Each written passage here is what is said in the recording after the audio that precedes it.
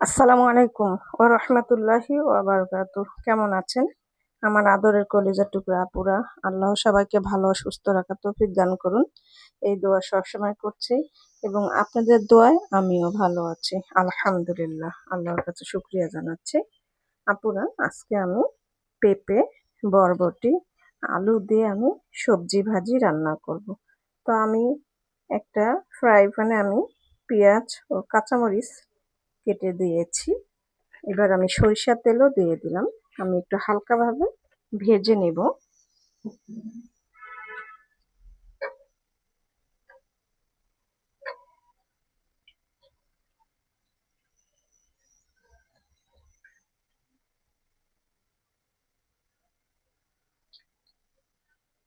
আমি বেশি একটা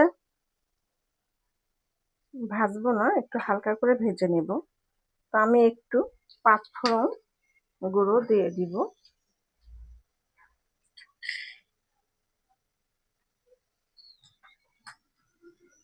পাঁচফোড়ন গুঁড়ো দিয়ে দিচ্ছি।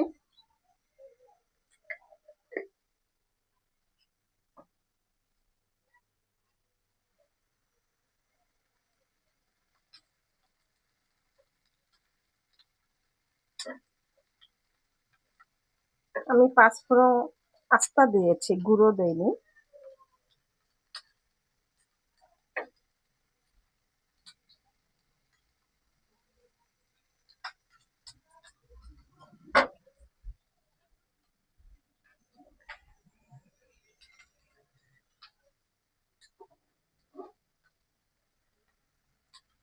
এবারে আমি দিয়ে দিব পেঁপে, বরবটি, আলু। আমি আগে থেকে একটু কুচি কুচি করে কেটে নিয়েছি এবং ধুয়েও নিয়েছি, দিয়ে দিলাম।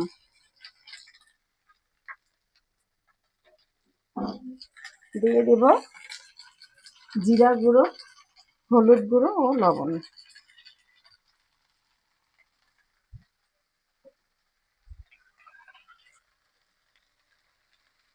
আমি এবার একটু নাড়াচাড়া করে দিব। তবে আপুরা, আমি এক ফোঁটাও পানি দিব না, পানি ছাড়াই এই সবজি ভাজিটা রান্না করে নেব। তবে চুলার আঁচটা একটু হালকা মিডিয়ামে দিতে হবে, বেশি হিট দেওয়া যাবে না, হালকা মিডিয়াম চুলার আঁচে রান্না করতে হবে। আর পানি ছাড়া রান্না করলে সেই সবজি ভাজিটা অনেক মজাদার ও টেস্টি হয় খেতে।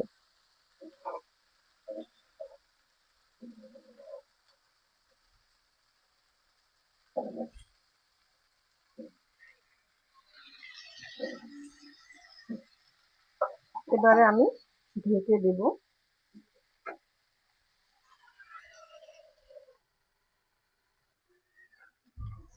আপুরা দেখুন, আমি এক ফোঁটাও পানি দেইনি, আর মাশাআল্লাহ খুব সুন্দর একটা কালার আসছে, আর খেতেও অনেক মজাদার টেস্টি হবে। এরকম করে সবজি ভাজি দিয়ে গরম গরম ভাত অথবা রুটি পরোটার সঙ্গে খেলেও মজাদার লাগবে। তো এবার আমি ধনিয়া পাতা কুচি দিয়ে দিচ্ছি।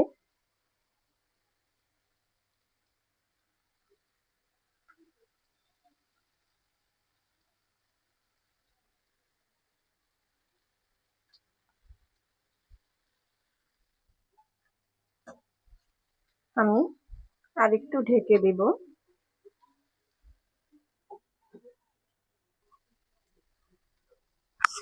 আপুরা, সবজি ভাজি রান্নাটা হয়ে গেছে। আমি এবারে নামিয়ে নিব। আর একদম অসাধারণ একটা মজাদার ভাজি হয়েছে আপুরা। এটা রুটি অথবা পরোটা, গরম ভাত দিয়েও খেতে ভালো লাগবে। আমি এবার নামিয়ে নিচ্ছি। নামিয়ে নিয়ে আসলাম সবজি ভাজি রান্নাটা আপনাদের কাছে কেমন লেগেছে আপুরা অবশ্যই কমেন্টে জানাবেন। লাইক দিন, বেশি বেশি করে শেয়ার করুন। দোয়া চাই। ছোট্ট রান্নাঘর চ্যানেলটিকে সাবস্ক্রাইব করতে একদমই ভুলবেন না। যারা নতুন আপুরা দেখছেন পাশে বেল বাটনটি ক্লিক করে আমার ভিডিওর পাশে থাকেন। প্রতিদিন আমি যে কোনো রান্নার ভিডিও করব আপনাদের সামনে যে পৌঁছে যাবে। তবে